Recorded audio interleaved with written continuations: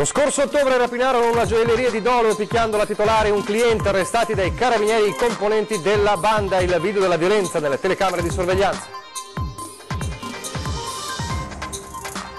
Giovane studentessa di Verona colpita da meningite da meningococco, ricoverata in ospedale, scattata la profilassi per tutti coloro che erano entrati in contatto con lei, non era vaccinata.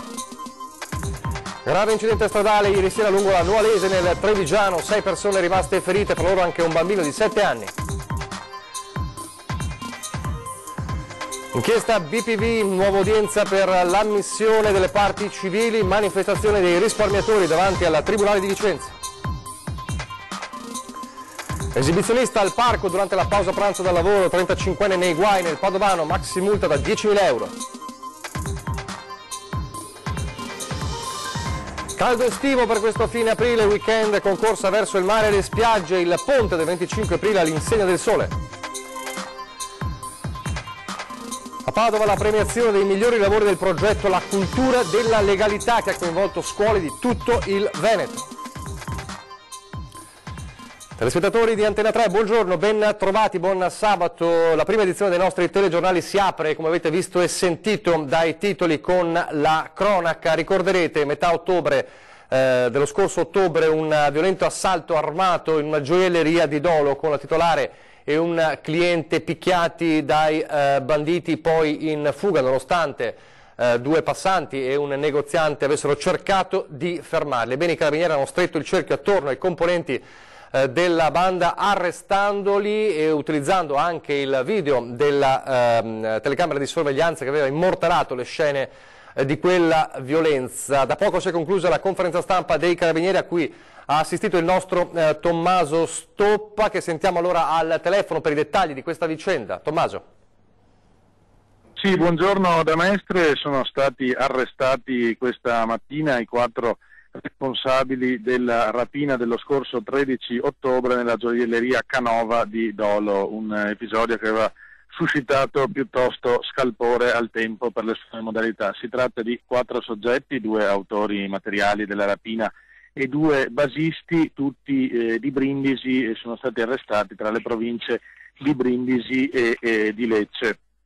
La rapina al tempo, fatta con una pistola vera, aveva fruttato un bottino di circa 45.000 euro. Sono stati fondamentali per arrivare a identificare questi banditi 2 ragazzi di 16 anni che hanno sentito le urla di una persona che si trovava all'esterno della gioielleria. Invece di scappare come molti avrebbero fatto, sono accorsi per vedere che cosa stesse succedendo. Si sono accorti che c'è una rapina in corso, hanno chiamato immediatamente il 112, non solo, ma quando questi rapinatori poi sono scappati li hanno inseguiti a piedi, rincorrendoli, fino a quando questi rapinatori non sono girati, puntandogli la pistola e minacciandoli. E a quel punto naturalmente i 2 ragazzi si sono fermati, ma il fatto che abbiano avvisato le forze dell'ordine con questa rapidità ha permesso a un maresciallo di arrivare velocissimamente sul posto, di inseguirli. Li ha inseguiti tra l'altro con una bicicletta, perché questi stavano scappando per un vicolo inaccessibile alle auto, ed è riuscito a vedere l'auto con cui sono scappati e a prendere parte della targa. Da lì sono poi scattate le indagini che nel giro di qualche mese hanno portato a questi arresti. Ulteriori aggiornamenti nelle prossime edizioni dei nostri telegiornali. Per il momento da Mestre è tutto. Grazie a Tommaso Stoppa. A proposito di carabinieri e di razzie, i carabinieri questa volta a Padova hanno fermato una serie di furti, di razzie a bordo delle auto in sosta tra le province di Padova e Vicenza. Indagine dei carabinieri di Cittadella che hanno denunciato 2 italiani e un marocchino con l'accusa di essere specializzati in furti di materiale a bordo delle auto e recuperatore furtiva per 20.000 euro. Nei guai sono finiti 2 44enni accusati di furto aggravato in concorso e un marocchino 49enne per ricettazione. Le indagini sono partite da 3 furti che erano stati commessi a bordo di auto parcheggiate a Cittadella, Sarmeola di Rubano e Bassano. I carabinieri, grazie agli accertamenti, sono risaliti ai 2 italiani, già noti alle forze dell'ordine, e e sospettati di essere gli autori, quindi è emerso il legame con il 49enne e così i militari hanno deciso di perquisire la casa e il garage di quest'ultimo. Sono stati recuperati apparecchi medici, borse, caschi, tutto materiale sequestrato che ora si cercherà di restituire ai legittimi proprietari, mentre non è escluso che altre vittime possano farsi avanti, ovviamente materiale che con tutta probabilità era pronto per essere rivenduto al mercato nero.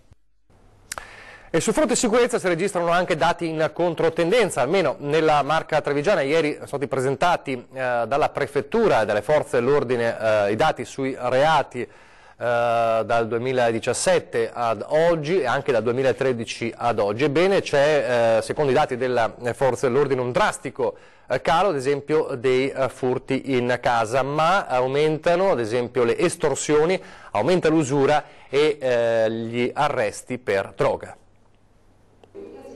Furti in casa in drastico calo nella Marca. I dati sui reati in provincia di Treviso presentati in prefettura mostrano un meno 22% nel 2017 rispetto al 2016 e addirittura un meno 37% rispetto al 2013. Il reato che più colpisce, che più sensibilizza il cittadino è senz'altro il reato predatorio, è quello che ci fa più male e i reati insomma stanno diminuendo, i furti stanno diminuendo, i numeri sono sensibilmente calati. Questo non vuol dire che possiamo fare passi indietro, anzi dobbiamo fare ancora passi più avanti garantendo la massima presenza possibile sui territori, mettendo in sicurezza tutto. Il questore Maurizio Dalle Mura e lo stesso prefetto smentiscono chi sostiene che questa tendenza dipenda dal fatto che i cittadini sfiduciati possano decidere di non rivolgersi più alle forze dell'ordine. Il numero delle denunce e l'analisi delle denunce che arrivano alle forze di polizia è un dato che ci conforta nel notare che il cittadino è estremamente attento in questo territorio e quindi denuncia praticamente quasi tutto. Reati in generale diminuzione, meno 2,38 lo scorso anno rispetto al precedente, abbattimento addirittura del 20% negli ultimi 5 anni. Malgrado questo la sensazione diffusa tra i cittadini è di insicurezza. In questa direzione noi abbiamo avviato per esempio proprio nelle scorse settimane anche un monitoraggio con i comuni di quelli che sono per esempio i capannoni dismessi per poter censire situazioni che possano essere di degrado e che possono essere anche rischiose per l'incolumità, perché per esempio un rischio incendi potrebbe derivare dalla presenza di materiale infiammabile abbandonato in alcuni depositi. Ecco, un'attenzione maggiore su tutto il territorio che quindi va oltre ovviamente un discorso solo di prevenzione reati, ma punta a mettere in sicurezza realmente tutto il territorio provinciale. Crescono i casi di estorsione da 42 a 61 e usura da 8 a 11, aumentano vertiginosamente quelli legati alla droga, dai 163 del 2015 ai 220 del 2017. Sul fronte accoglienza migranti, infine, il numero è in continuo calo. Ad oggi la Marca ne ospita poco più di 1800. Ancora la cronaca con un caso di meningite da meningococco registrata a Verona. È stata colpita una studentessa che è stata portata all'ospedale con forte mal di testa, febbre alta, uno stato generale di confusione, non si sentiva bene, ma i sintomi non erano quelli di una normale influenza, motivo per cui i genitori, preoccupati per l'aggravarsi della condizione, l'hanno portata al pronto soccorso e fatti tutti gli accertamenti. La diagnosi è stata chiara, meningite da meningococco. La ragazza non era vaccinata, ma grazie al tempestivo intervento dei medici è ora fuori pericolo, pur rimanendo ancora nel nosocomio. Ovviamente è stata ricoverata in malattia infettiva a Borgo Trento ed è iniziata immediatamente la profilassi per lei, per i familiari e per tutte le persone con le quali ha avuto contatti ravvicinati nelle ultime ore. Ieri sera uno schianto lungo la Noalese a Zerobranco nel Trevigiano, uno schianto fra due auto e ben 6 le persone ferite. Pauroso schianto lungo la Noalese a Zerobranco, 6 persone sono rimaste ferite, tutte residenti a Treviso, tra loro anche un bambino di 7 anni. Fortunatamente nessuno ha riportato gravi ferite, ma sono stati trasportati all'ospedale Cafoncello per essere medicati. Secondo una prima ricostruzione, l'automobilista avrebbe perso il controllo della macchina, un utilitario di colore scuro, andando a sbattere contro un platano. Sul posto sono intervenuti in pochi minuti per prestare i soccorsi e dirigere le operazioni di traffico stradale per rimuovere il mezzo incidentato, il SUEM 118, i vigili del fuoco, i carabinieri e la polizia. Alcuni giorni fa un altro incidente sempre lungo la Noalese a pochi metri di distanza, anche in quel caso erano rimaste coinvolte 6 persone. Una strada pericolosa, hanno sempre denunciato i residenti e soprattutto molto trafficata. E sempre a proposito di incidenti stradali andiamo con le immagini a vedere il maxi tamponamento avvenuto ieri sera poco dopo le 19 sulla A4 tra i caselli di Vicenza Ovest ed Est, poco prima della prima galleria in direzione Venezia. Questi i soccorsi dei vigili del fuoco. Nell'incidente sono rimaste coinvolte ben 6 automobili, un furgone e un auto articolato. I vigili del fuoco accorsi da Vicenza sono intervenuti in autostrada assieme ai mezzi di soccorso, mettendo in sicurezza i veicoli e liberando una passeggera di una Peugeot 206 rimasta bloccata all'interno della utilitaria. Ha ferito anche l'autista del furgone, oltre 2 occupanti di un'auto e il conducente di un'altra vettura. Tutti i feriti fortunatamente non gravi, presi in cura dal personale del SUEM 118, intervenuti con 2 ambulanze. Ovviamente, come avete visto anche nelle immagini, a causa dell'incidente e anche dal numero di mezzi coinvolti, il traffico ha subito pesanti rallentamenti.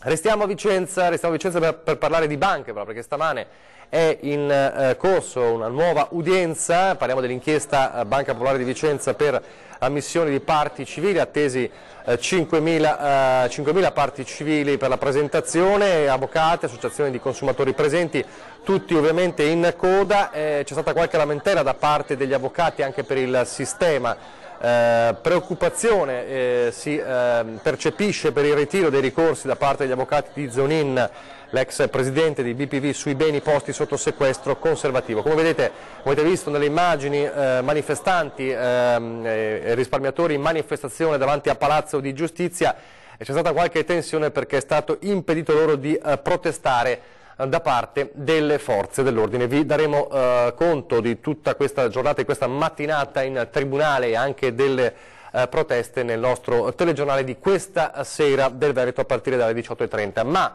intanto, parlando di banchi, ieri è stata una giornata importante a Venezia perché nasce ufficialmente l'Osservatorio Veneto sul credito. Vediamo di cosa si tratta. L'osservatorio, che noi pensiamo come luogo di collaborazione pubblica-privata tra le istituzioni pubbliche e i privati e le associazioni imprenditori, potrà aver luogo a breve e c'è la piena disponibilità da parte appunto delle istituzioni. Noi su questo spingeremo con forza. L'osservatorio sarà guidato dal prefetto e vedrà la presenza di Banca d'Italia, Regione, risparmiatori traditi, associazioni di categoria, ABI e parlamentari. La prima questione da affrontare sarà quella del fondo di ristoro per gli azionisti delle 2 popolari, che manca ancora dei decreti attuativi. 25.000 aziende, ricorda Fabrizio Miatello a nome delle associazioni, stanno aspettando questi fondi per evitare che i loro debiti vengano cartolarizzati, il che significherebbe il sequestro esecutivo dei mezzi di produzione e quindi la chiusura delle attività. Quando chiudono le aziende ci sono posti di lavoro, 10-20 posti ad azienda, però crolla il sistema economico del nord-est e di conseguenza quello italiano. Quindi noi non possiamo permettere questo, non dobbiamo nascondere le rocce sotto il tappeto, è ora di finirlo. Tutta la politica deve fare immediatamente presto. Questi risparmiatori, gli fa eco il deputato forzista Raffaele Baratto, non possono attendere i tempi della giustizia per veder loro restituita almeno una parte di quanto gli è stato sottratto con l'inganno. La giustizia farà il suo percorso, ma noi dobbiamo aiutare queste famiglie e queste imprese. Dovremo fare di tutto perché non divenga da un disastro una catastrofe, benissimo, allora facciamo, e ripeto, partire questo fondo, dopodiché ognuno farà il suo percorso, ma partiamo. La politica con le amministrative, sappiamo della tensione, dello strappo tra Lega e Forza Italia in numerose realtà al voto, non a Treviso, dove a quanto pare il patto resta forte, ma abbiamo parlato di Vicenza e anche di Sandona di Piave. Se la Lega si affida a Francesca Pilla per l'elezione del Sandona di Piave, è Oliviero Leo l'uomo indicato da Forza Italia per la corsa alle amministrative. Saranno 4 le liste a sostegno di Oliviero Leo, da stanotte ufficialmente candidato sindaco a Sandonà. Per Forza Italia Francesca Zaccariotto sceglie Civica e la lista di Paolo Madeschi. Inevitabile l'incoronazione di un candidato alternativo alla leghista Francesca Pilla dopo la definitiva rottura all'interno del centrodestra, arrivata dopo mesi di febbrili quanto infruttuose trattative. L'obiettivo nostro era quello di riunire tutto il centrodestra, perché eravamo convinti che uniti si poteva vincere al primo turno. Quindi questo obiettivo purtroppo non siamo riusciti ad ottenerlo, nonostante 100.000 passi indietro per cercare di aggregare massa. In politica purtroppo qualche volta si pensa di essere il padrone della situazione e si vuole utilizzare la propria posizione per cercare di imporre nomi senza passare attraverso il giudizio dei cittadini. Per quanto mi riguarda, le polemiche con la Lega finiscono qui, assicura Leo. Faremo campagna elettorale sui temi che riguardano la città. Cioè, questa non deve essere una campagna elettorale contro qualcuno, deve essere una campagna elettorale fondata sulle idee, sui programmi. Bisogna parlare alla gente di che cosa si deve fare per il futuro e il rilancio di San Donà di Piave e soprattutto, si diceva, da domani, anzi da oggi, ritornare ad essere in mezzo alle persone. Le persone hanno bisogno di riacquistare fiducia dopo tante, troppe, a mio avviso, polemiche giornalistiche. Torniamo a Vicenza adesso con l'appello e il grido del direttore generale dell'ULSS 8 Berica Giovanni Pavesi. Nel mirino c'è la piaga degli sbandati, sempre più sbandati all'interno del pronto soccorso della città. Il pronto soccorso del San Bortolo di Vicenza è diventato ricettacolo di sbandati, con situazioni di barboni che lo adottano come rifugio notturno, ne approfitta per compiere piccoli furti e a questi si aggiunge il continuo arrivo di immigrati, ubriachi, molesti. La situazione è al limite, il personale è esasperato, come anche i cittadini che ricorrono alle cure del pronto soccorso, sbotta il direttore generale dell'USL 8 Berica Giovanni Pavesi. Io capisco i problemi che hanno le forze dell'ordine, per carità, fanno un lavoro straordinario, però non possono pensare che il pronto soccorso sia il ricettacolo di tutti i casi sociali di questa città o di questa provincia. In pronto soccorso si porta la gente che ha problemi di natura sanitaria. Se due persone si azzuffano al parco, le si porta in galera, non le si porta in ospedale. Purtroppo succede sempre più spesso che per tener calma la gente, per separarla, perché non si sa dove metterla, la si porta in pronto soccorso. I miei infermieri, i miei medici, i miei operatori sanitari ne hanno giustamente le scatole piene. La collaborazione con le forze dell'ordine è già stretta, ma non basta, e dal direttore parte una richiesta. Chiedere quantomeno random, quantomeno nelle ore più critiche della giornata, della sera, della notte, che qualche volante passi. Aspettando il passaggio nelle ore critiche di una volante, l'USL 8 non è stata con le mani in mano ed ha rafforzato il servizio di ordine pubblico con un vigilante in più, ma ci chiediamo noi, e si chiede lo stesso direttore generale, questo compito non spetterebbe ad altri, servizi sociali in primis, e attacca. Sono costi della comunità, lo dico apertamente, che non dovrebbero essere a carico del sistema sanitario, perché noi non abbiamo il compito di tutelare l'ordine pubblico, abbiamo il compito di curare, possibilmente di guarire le persone, quindi sono particolarmente infastidito del fatto che a carico del nostro bilancio ci siano oneri che a noi non competono.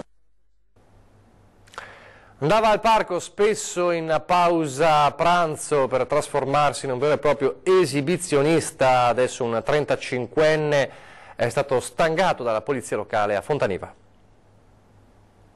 Maxi multa per un esibizionista a Fontaniva, sorpreso dagli agenti della polizia locale e sanzionato con una maxi multa da 10.000 euro. Il 35enne, residente in provincia di Vicenza, è stato denunciato per atti osceni, un comportamento che l'uomo ha ammesso di ripetere spesso, soprattutto al parco Brenta Viva di Fontaniva. Una multa così pesante, dovuta quindi anche al ripetersi dei suoi gesti, la polizia locale avrebbe anche avuto la conferma di questo comportamento grazie alle telecamere presenti lungo le strade che avrebbero registrato il passaggio della sua auto.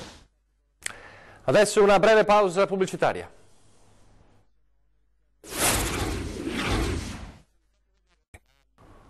Rieccoci in studio, prima edizione del nostro telegiornale, è scattata già da stamattina la corsa verso le spiagge, verso il mare, verso i parchi, anche in montagna. Il tempo lo permette ed è un tempo anomalo per questo periodo di aprile, perché ci sono almeno 7, quasi 8 gradi, siamo sopra di 8 gradi rispetto alla media, un anticipo d'estate che continuerà anche per il ponte del 25 aprile.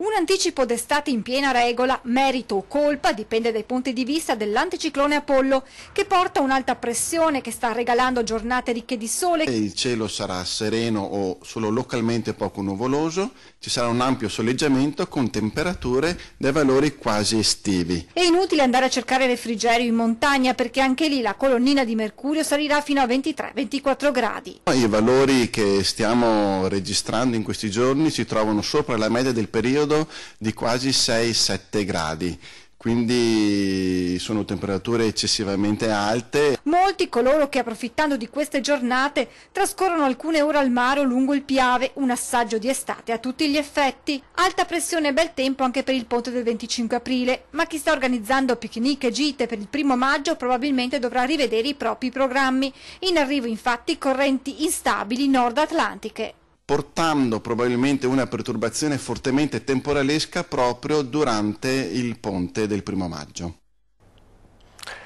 A Padova la premiazione dei migliori lavori del progetto La Cultura della Legalità, un progetto che ha visto coinvolte molte scuole di tutto il Veneto.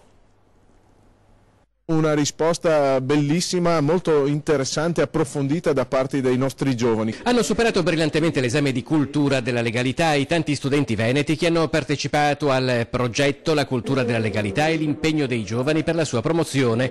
La premiazione dei lavori migliori al Liceo Modigliani di Padova ha rivelato non solo capacità di approfondimento della nostra storia recente nell'ambito della criminalità organizzata, ma anche la sensibilità a trattare il tema in forme diverse. Per i ragazzi una lezione di educazione civica passata a pieni voti. Quello che stamattina qui abbiamo visto e che riguarda proprio una presa di posizione netta a favore della legalità come sistema di vita, come qualità di relazioni interpersonali, tutto questo, quello che abbiamo visto, è stato veramente splendido.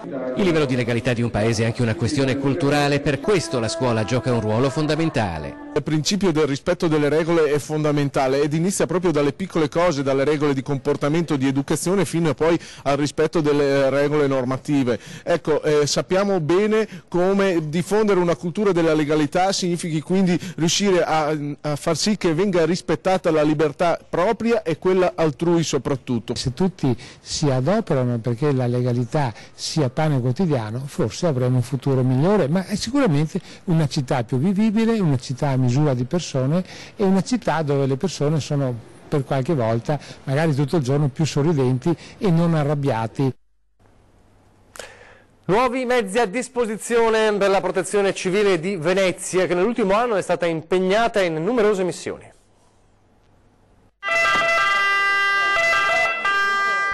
Un furgone da 9 posti per il trasporto persone e attrezzature, 2 carrelli appendici stradali per il trasporto di materiali utili agli interventi, un forno per i pasti in emergenza e una torre faro per illuminare gli scenari di intervento.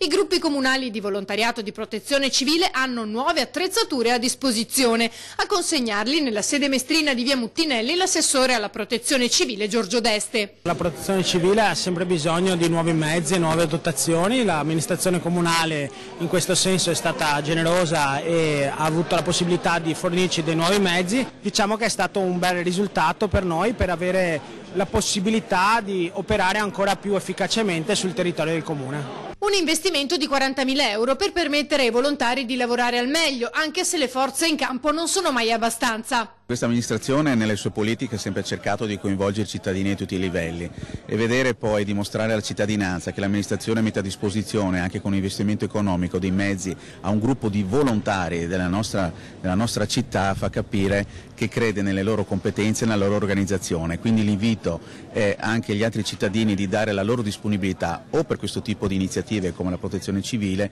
o proprio per attività per il benessere della nostra città.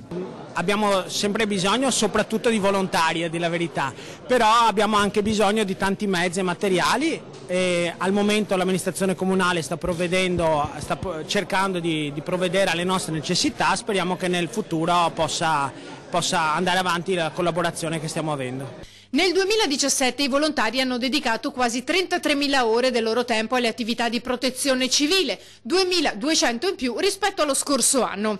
Le emergenze li hanno visti impegnati per 5.000 ore come la scorsa estate sul litorale di Cavallino o l'emergenza neve nelle zone terremotate del centro Italia. È tutto per questa prima edizione, vi lascio le previsioni del tempo, grazie per averci seguito, arrivederci.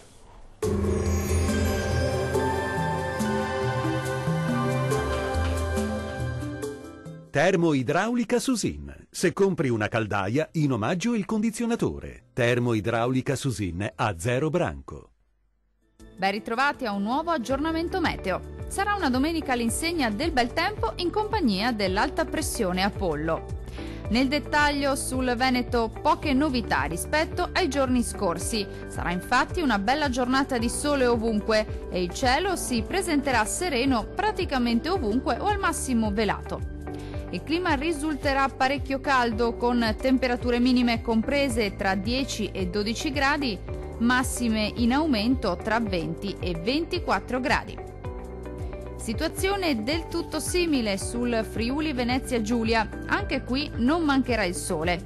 Su tutti i settori della nostra regione il cielo si presenterà sereno e limpido sin dal mattino, solo con qualche velatura innocua. Le temperature minime saranno comprese tra 11 e 12 gradi, valori massimi caldi tra 20 e 23 gradi circa. E domenica sarà una splendida giornata anche sul Trentino Alto Adige. Tanto sole su tutti i settori della nostra regione. Il cielo si presenterà sereno o al massimo velato, specie sui settori alpini di confine. Uno sguardo infine alle temperature. Minime comprese tra 11 e 12 gradi, massime molto calde tra 27 e 29 gradi circa. Dal meteo di Antenna 3 per ora è tutto. Arrivederci al prossimo aggiornamento.